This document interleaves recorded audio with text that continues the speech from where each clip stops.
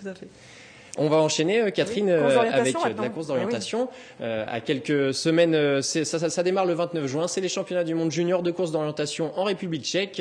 C'est une course un peu méconnue du grand public, mais c'est une compétition pour laquelle s'est qualifié un Saint-Quentinois. Il s'appelle Quentin Roturier et à 17 ans, ce jeune orienteur va participer à ses premiers mondiaux, alors qu'il ne côtoie le haut niveau que depuis seulement 3 ans. Comment en est-il arrivé là? Réponse avec Sophie Val et Elodie Moine.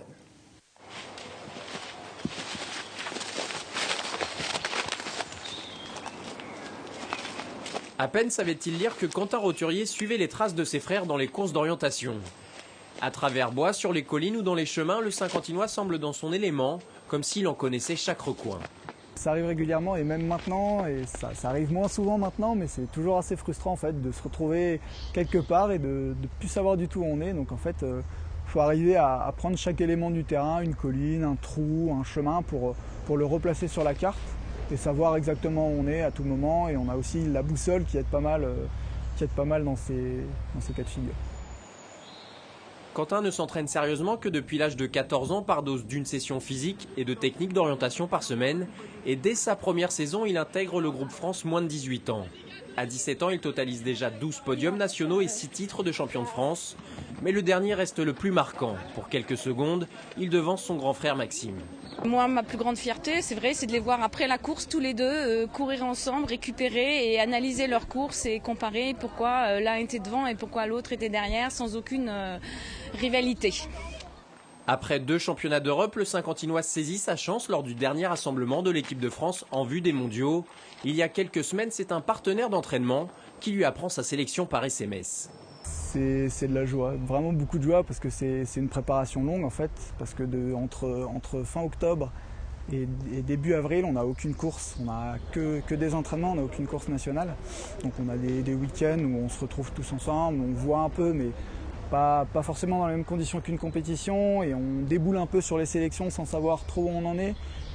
Et c'est vraiment un soulagement de savoir que cette étape-là de la saison est passée et qu'on peut vraiment se concentrer maintenant sur les championnats du monde. Modèle de précocité pour ses premiers mondes, Quentin Roturier se frottera à des athlètes de 2 ans, ses aînés. Il visera alors un top 30 sur l'épreuve de sprint. Élève de première scientifique, il doit d'abord passer ses épreuves anticipées du baccalauréat, juste avant de partir pour la République tchèque, fin juin.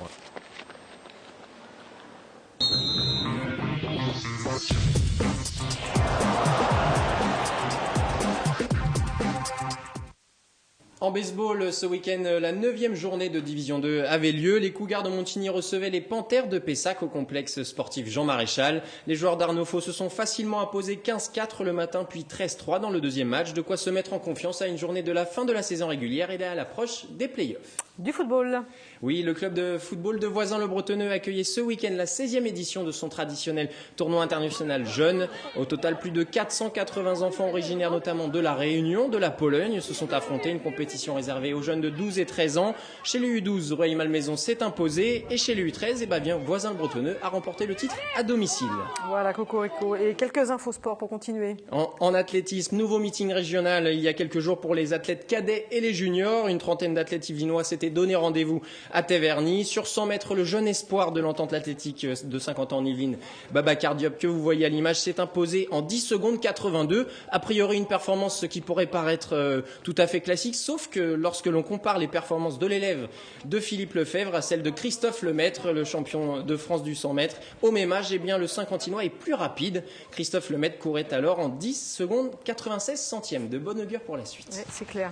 Self-défense. Self-défense, Catherine. À partir de septembre prochain, un club de self-défense et de kickboxing va ouvrir ses portes à Montigny-le-Bretonneux et dès janvier 2014, l'association profitera des espaces du Vélodrome de 50 ans en Yvelines. Renseignements à l'adresse mail qui s'affiche sur votre écran. Voilà, c'est fini pour ce lundi. Merci Anthony. Merci à vous. N'hésitez pas d'ailleurs à commenter ce 7-8 Sport sur Twitter avec le hashtag tout attaché, le 7-8 Sport. Bonne soirée, à lundi prochain.